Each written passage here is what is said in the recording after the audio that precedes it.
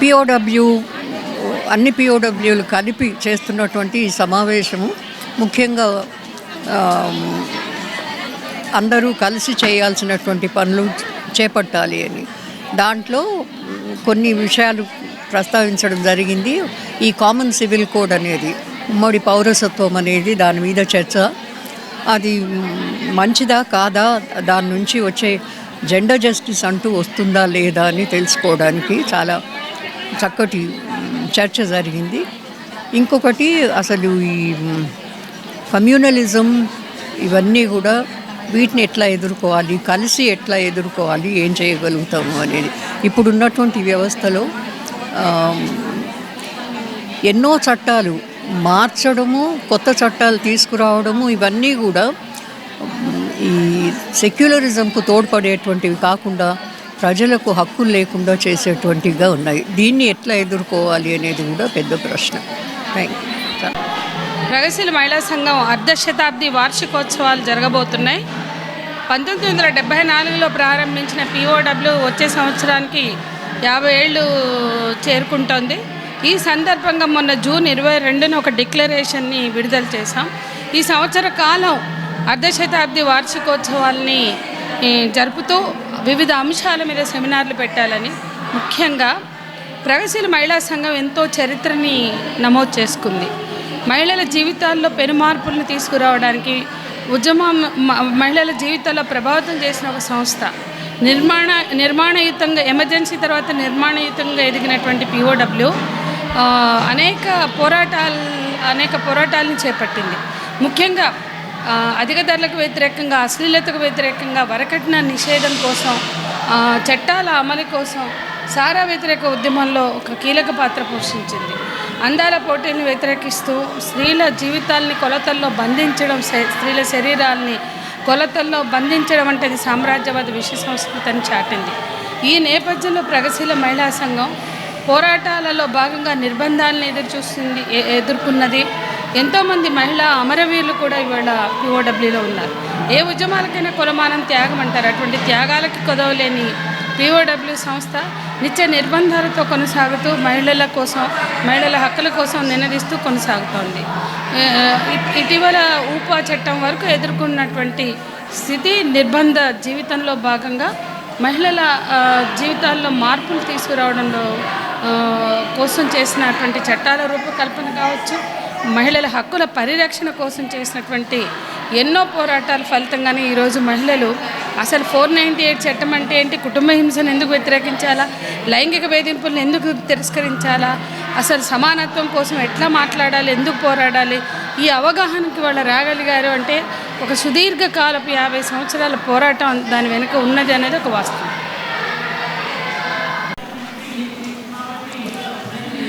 ఈరోజు సుందరయ్య విజ్ఞాన కేంద్రంలో ప్రగతిశీల మహిళా సంఘం పిఓడబ్ల్యూ అర్ధశతాబ్ది ఉత్సవాలు జరుపుకుంటున్నాం.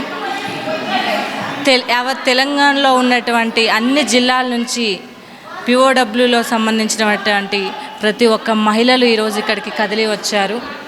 ముఖ్యంగా ఈరోజు ఇక్కడ చర్చించుకుంటున్న విషయాలు ఏంటంటే civil code, uniform civil code ఒకటి, నెక్స్ట్ పిఓడబ్ల్యూ ఉద్యమ చరిత్ర ఎలా ఉంది, మణిపూర్ సంఘటనలు, ఈరోజు మహిళలపై ఎలాంటి విధమైన మతపరమైన దాడులు కావచ్చు, హింసాత్మకమైన దాడులు కావచ్చు, ఎటువంటి దాడులు ఈరోజు మహిళలపై జరుగుతున్నాయి, మహిళలు ఈరోజు సమాజంలో ఎలా అణగారిన వర్గాలుగా ఈరోజు మనకు కనబడుతున్నారనే అంశాలపై ఈరోజు చర్చించుకోవడం జరుగుతుంది. అంటే సమాజంలో మహిళ ఎంత అనగదొక్కబడుతుంది అంటే ఈరోజు మనం చెప్పుకుంటున్నాము, ఆకాశంలో సగం మనం, తారల్లో సగం మనం, ప్రతి మనిషిలో సగం మనం అని చెప్పుకుంటున్న ఈ రోజుల్లో ఈరోజు మహిళ మణిపూర్లో నగ్నంగా ఈరోజు ఊరేగించబడిందంటేనే ఈరోజు మనకు భారతమాత, భారతదేశం అని చెప్పుకుంటున్న నరేంద్ర మోడీ ఇప్పటి వరకు కూడా స్పందించకుండా అక్కడ ఉన్నటువంటి వాళ్ళపైన ఇంతవరకు కూడా చర్యలు తీసుకోకపోవడం అనేది చాలా సిగ్గుచేటు అయినటువంటి పరిణామాలు ఈరోజు భారతదేశంలో కనిపిస్తున్నాయి. కాబట్టి అంటే ఒక పక్క మహిళలు అనగానే పసికందు నుంచి ముసలి వాళ్ళ వరకు ప్రతి ఒక్కరిపైన అంటే మన సమాజంలో ఏ విధంగా మాట్లాడుతున్నారు అంటే సగం సగం బట్టలు వేసుకుంటే ఆడపిల్లలపైన అత్యాచారాలు జరగవా అని ప్రజాప్రతినిధులే మాట్లాడుతున్న సందర్భాలు మనం చూస్తున్నాము. కానీ 9 ఏళ్ల వయసు నుంచి 9 నెలల పసికందు నుంచి 90 ఏళ్ళ ముసలి పండు దాకా అత్యాచారాలు జరుగుతున్నాయి అంటే వాళ్ళు ఏ డ్రెస్సులు వేసుకోవాలనేది ఆ ప్రజాప్రతినిధులు ఆలోచించాల్సిన అవసరం ఎంతైనా ఉంది. ఈ సమాజం ఆలోచించాల్సిన అవసరం ఎంతైనా ఉంది. ముఖ్యంగా సమాజంలో మార్పు రావాలి, ప్రజల్లో చైతన్యం రావాలి, మద్యపానం నిషేధించబడాలి. అప్పుడు మాత్రమే మనం కోరుకున్నటువంటి సమసమానత్వం ఏర్పడుతుంది, స్త్రీ పురుష సమానత్వం వస్తుందనేసి పిఓడబ్ల్యూ సిటీ కమిటీగా సిటీ సెక్రటరీ నా పేరు కావేరిగా మేము భావిస్తున్నాము. థ్యాంక్ యూ ఈ అవకాశం ఇచ్చినందుకు. సందర్భంగా ఈరోజు మణిపూర్లో జరిగిన సంఘటనే కావచ్చు, ఈరోజు ఎలక్షన్ల ముందు యూనిఫామ్స్ సివిల్ కోర్టు అనేది ఒకటి తీసుకొచ్చి బీజేపీ ప్రభుత్వం ప్రజల ముందు ఈ మణిపూర్ విషయంలో అయితే ఈరోజు మహిళలు నడి రోడ్డు మీద ఒక డ్రెస్సు అందహీకారంగా భరతమాత అని చెప్పుకుంటున్న ఈ రాజకీయ దప్తి కోసం మహిళల్ని ఊరేగించడం అనేది ఈ భారతదేశం సిగ్గుపడాల్సిన అవసరం వచ్చింది. అలాగే ఈరోజు నరేంద్ర మోడీ మే 4వ తారీఖు జరిగితే కనీసం 6 నెలల తర్వాత ఈరోజు విషయాన్ని బయటికి తీసుకొస్తున్నారు. ఇంతవరకు బీజేపీ గవర్నమెంట్ ఏ రోజు అక్కడ ఎందుకు జరుగుతున్నాయి ఏంటని ప్రధానంగా నరేంద్ర మోడీ అక్కడ ఉంటూ బీజేపీ ప్రభుత్వం పాలిస్తుంది, ఆ పాలక పట్ల ఏం జరిగిందని ఇంతవరకు మీడియా ముందు వచ్చి మాట్లాడకపోవడం అనేది చాలా సిగ్గుచేటు. ఈరోజు ఆకాశంలో సగం ప్రతి దాంట్లో సగం అని చెప్పుకుంటున్న మహిళలకి ఈరోజు ఎక్కడ స్వేచ్ఛ లేకుండా పోతుంది. మహిళని ఒక అవసర వస్తువుగానే చూస్తుంది ఈ సమాజం. ఎక్కడో టెక్నాలజీ అవుతుంది అంటున్నారు, ఏదో అవుతున్న కర్మం కూడా ఈరోజు మళ్ళీ బ్యాకప్ అయ్యే పరిస్థితికి నెట్టబడుతుంది. కాబట్టి రేపు ఎలక్షన్ల ముందు కూడా మహిళలు, ప్రజా సంఘాలు, ప్రతినిధులు అందరూ ఆలోచించి మన భవిష్యత్ ఏంటనేది ఆలోచించే విధంగా ఉండాలని కోరుకుంటున్నాను.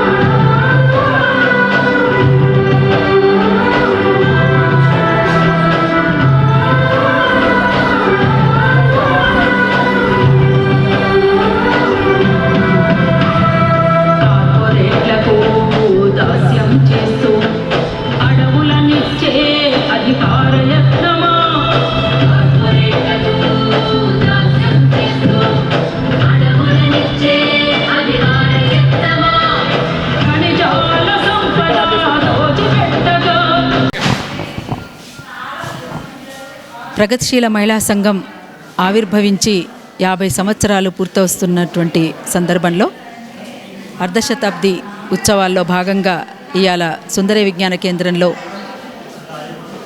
పిఓడబ్ల్యూ ఆవిర్భావ సదస్సు జరుగుతుంది.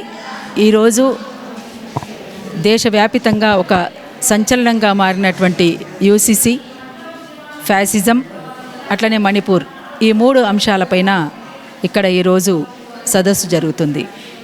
పిఓడబ్ల్యూ ఆవిర్భావం 50 సంవత్సరాలుగా కొనసాగుతున్నటువంటి తరుణంలో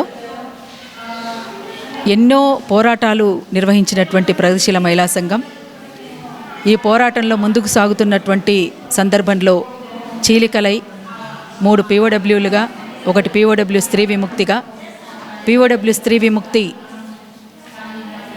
రాయలసీమలో ఫ్యాక్షనిస్టులకు వ్యతిరేకంగా కూడా ఉద్యమాలు కొనసాగించింది.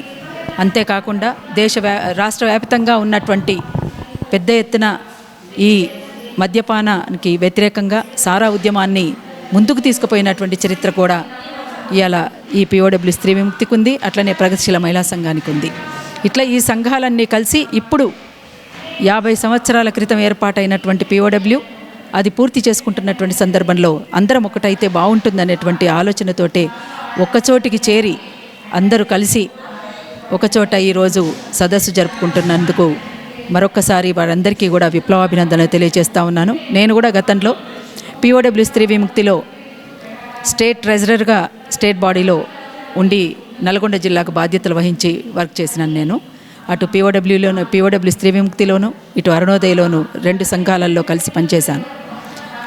అట్లా ఇవాళ మహిళలకు జరుగుతున్నటువంటి హింసాకాండ కానీ, మహిళలపైన జరుగుతున్నటువంటి అకృత్యాలు, అత్యాచారాలు, గృహహింస, లైంగిక హింస, అంతేకాకుండా ఇవాళ మొత్తంగా చూసుకుంటే పిఓడబ్ల్యూ ఆవిర్భావం అనేటువంటిది అటు నక్సల్బరీ, శ్రీకాకుళ ప్రేరణతోటి ప్రజా ఉద్యమాల్ని నిర్మించాల్సినటువంటి అవసరం ఉందని, ఆ ఉద్యమాలలో స్త్రీ విముక్తి పోరాటాలు కూడా చాలా ముఖ్యమైనటువంటివని భావించే ఒక లక్ష్యంతో ఏర్పాటైందే పిఓడబ్ల్యూ. అట్లాంటి పిఓడబ్ల్యూలో 3 పిఓడబ్ల్యూలు, 1 పిఓడబ్ల్యూ స్త్రీ విముక్తి, 4 సంఘాలు ఒకచోటికి చేరి ఈరోజు జరుపుకుంటున్నాయి. చాలా సంతోషం. వచ్చే సంవత్సరం అంటే 2004 జూన్ 22వ తేదీన ఆనాటికి 50 సంవత్సరాలు పూర్తవుతున్నటువంటి సందర్భంలో 4 సంఘాలు కలిసి ఒకే చోటికి చేరి మహాసభలు కూడా జరుపుకుంటాయని నేను మనస్ఫూర్తిగా ఆకాంక్షిస్తున్నాను. అయితే ఇంకొక అంశం, ఇవాళ మణిపూర్లో జరుగుతున్నటువంటి హింసాకాండ అంతా ఇంతా కాదు.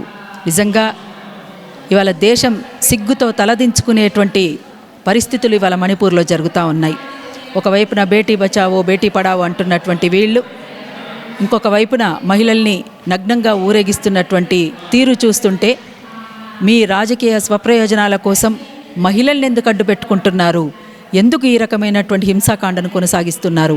మహిళల్ని నగ్నంగా ఊరేగించడమే కాదు, అత్యాచారాలు, హత్యలు, ఎక్కడికక్కడ తగలబడటాలు, అందమైనటువంటి సుందరమైనటువంటి ప్రదేశాన్ని రక్తపటేరులు బారిస్తున్నటువంటి మీ కుటిల నీతికి వ్యతిరేకంగా దేశమంతా బగ్గుమంటూ ముందుకు సాగాల్సినటువంటి అవసరం ఉన్నది. అందుకోసం మణిపూర్ ప్రజలారా, మీరు ఒక్కరే కాదు, మేము సైతం అంటూ దేశవ్యాప్తంగానే కాదు ప్రపంచవ్యాప్తంగా ఉన్నటువంటి ప్రజలంతా మానవీయ కోణంతో ఆలోచించేటువంటి బుద్ధిజీవులుగా ఉన్నటువంటి మనుషులందరూ కూడా అండగా నిలబడాల్సినటువంటి అవసరం ఉంది మణిపూర్కి అనేటువంటిది నా అభిప్రాయంగా. ఒక ప్రజా కళాకారిణిగా అరుణోదయ సాంస్కృతిక సమాఖ్యలో పనిచేస్తున్నటువంటి ఒక కార్యకర్తగా నేను భావిస్తూ ఉన్నాను. అంతేకాకుండా యూసీసీ ఉమ్మడి పౌరస్మృతికి సంబంధించినటువంటి అంశంలో ఎంత దుర్మార్గంగా ఆలోచిస్తున్నారో మనకు అర్థమవుతుంది. అందుకోసం ఈ సమస్యలన్నిటిపైన ప్రతి ఒక్కరు కూడా ఆలోచించి రేపు జరగబోయేటువంటి ఉద్యమాలలో భాగస్వాములై ముందుకు తరలుతారని, మీ దాకా వచ్చిన తర్వాత మాట్లాడే వాళ్ళు ఎవరు ఉండరు ఈ సమస్యల మీద మాట్లాడలేకపోతే. అందుకని దేశవ్యాప్తంగా అమానవీయమైనటువంటి ఘటనలు జరుగుతూ ఉన్నాయి. ఇట్లాంటి ఘటనలో తప్పనిసరిగా ప్రజలందరూ కూడా సమాయత్తం కావాల్సినటువంటి అవసరం ఉంది. ఈ దేశాన్ని రక్షించుకోవాల్సినటువంటి అవసరం ఉంది దోపిడీ దొంగల చేతుల్లో నుంచి. అందుకోసం ముంచుకొస్తున్నటువంటి ఫ్యాసిస్టు ధోరణులకు వ్యతిరేకంగా కూడా ప్రతి ఒక్కరు కూడా కదలాలని మరొక్కసారి విజ్ఞప్తి చేస్తూ లాల్ సలాం.